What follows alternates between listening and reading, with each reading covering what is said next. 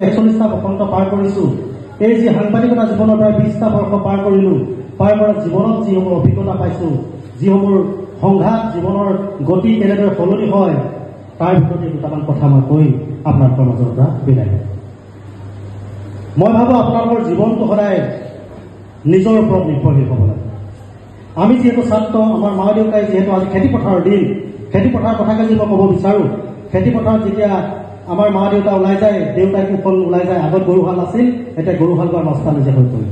এতিয়া ট্ৰেক্টৰ হ'ল, ট্ৰেক্টৰখন লৈ গ'লে কিন্তু দেউতাই কান্ধত কুশল লৈ যায়, লৈ গৈ কি কয় কাঠ কাটি দিয়ে। নিশ্চয় গম পাইছে যিসকলে খেতিৰ লগত জড়িত, যিসকলে জড়িত নহয় তেওঁলোকে ছ'চিয়েল মিডিয়াত চাই গম পায়। গতিকে সেই যি কাষলৈ যিটো যাব, কাঠ কাটিবলৈ যাব, যোৱাৰ পিছত আমি যদি ঘৰতে থাকোঁ, বন্ধ দিন পাওঁ, মই যদি ঘৰতে মোবাইলটো লৈ যদি এনেকৈ ব্যস্ত হৈ থাকোঁ, তেনেধৰণে হ'লে নহ'ব। আমি ছাত্ৰ অৱস্থাৰ পৰা আমি নিজৰ ওপৰত নিৰ্ভৰশীল হ'বলৈ আমি শিকিব লাগিব। আমি নিজৰ ওপৰত নিৰ্ভৰশীল নোহোৱাৰ বাবে আজিৰ দিনটোত আমি ইমানতে থমকিবলগীয়া হৈছে। সেইবাবে মই কৈছোঁ জীৱনৰ এইবোৰ অভিজ্ঞতা। গতিকে নিজৰ ওপৰত যেতিয়া আমি নিজে নিৰ্ভৰশীল হ'ম, তেতিয়াহে আমি এজন প্ৰকৃত মানুহ হ'ব পাৰিম। মই এটা সৰু কাহিনী আপোনালোকক ক'ব বিচাৰিছোঁ। আপোনালোকক পাইছিল এটা সাধু কথা।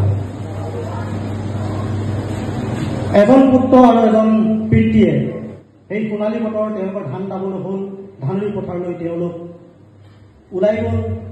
ধান পকি ইতিমধ্যে কাটিব হৈছে। তেওঁক কৈছে, তই যে গাঁৱৰ মানুহ মাতিবি, গাঁৱৰ মানুহ সকলো আহিব আৰু গাঁৱৰ মানুহ আমি লগত লৈ ধানখিনি দাব লাগিব। পিতৃৰ কথামতে পুত্ৰই গ'ল, গৈ গাঁৱৰ মানুহক ক'লে। কোৱাৰ পিছত তেওঁলোক গুচি গ'ল যে কাইলৈ ধান দৰা কাটিব। আৰু সন্ধিয়া হোৱাৰ লগে লগে চৰাইহাল উৰি আহিল, তেওঁলোকৰ বাবে খাদ্য লৈ আনিল। খাদ্য লৈ অনাৰ পিছতে খাদ্য খাবলৈ দিওঁতে চৰাইহালে ভয় খালে। যদি ধান দৰা দাই দিয়ে তেতিয়াহ'লে তেওঁলোকে ক'ত থাকিব? তেওঁলোকৰ যিটো বাঁহ আছিল, সেই বাঁহটোৰ পৰা তেওঁলোকে উৰিব নোৱাৰে, কি কৰিব এতিয়া? তেতিয়া তেওঁলোকে ক'লে যে দেউতা দেউতা আজি কথা পাতিছে যে বাপেকৰ পুতেকে ধান কাটিব কাইলৈ, আমি কি কৰিম? বোলে কি বুলি কৈছে? বোলে ৰাইজক মাতিম বুলি কৈছে।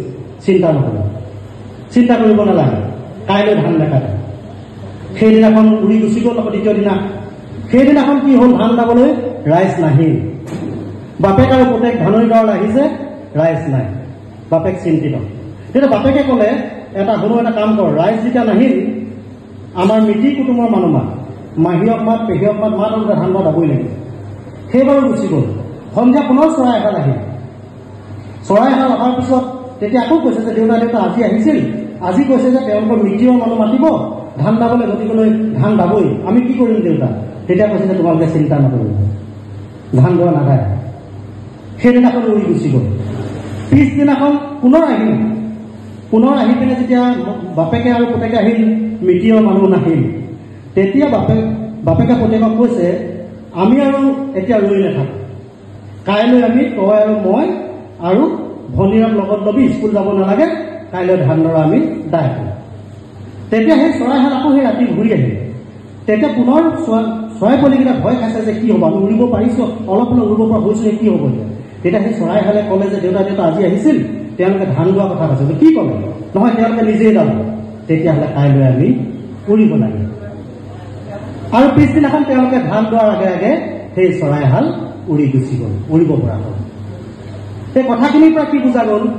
তেওঁলোকে যেতিয়ালৈকে নিজৰ ওপৰত নিৰ্ভৰশীল নাছিল, প্ৰথমে ৰাইজৰ ওপৰত নিৰ্ভৰশীল কৰিলে, মিতিৰ কুটুমৰ ওপৰত নিৰ্ভৰ ল'লে, তাৰপিছত যেতিয়া নিজৰ ওপৰত তেওঁলোকে সিদ্ধান্ত ল'লে, নিজেই পৰা যেতিয়া সিদ্ধান্ত ল'লে, তেতিয়া তেওঁলোকে সেই ধান দৰাও তেওঁলোকে চপাই নিলে, সোণগুটি পথাৰলৈ গ'ল। আৰু সেই চৰাইহালেও কৈছে যে তেতিয়ালৈকে মানুহে নিজৰ ওপৰত যেতিয়া সিদ্ধান্ত নল'ব, নিজেই যেতিয়া কামখিনি কৰি ল'ব, তেতিয়ালৈকে চিন্তিত নাছিল।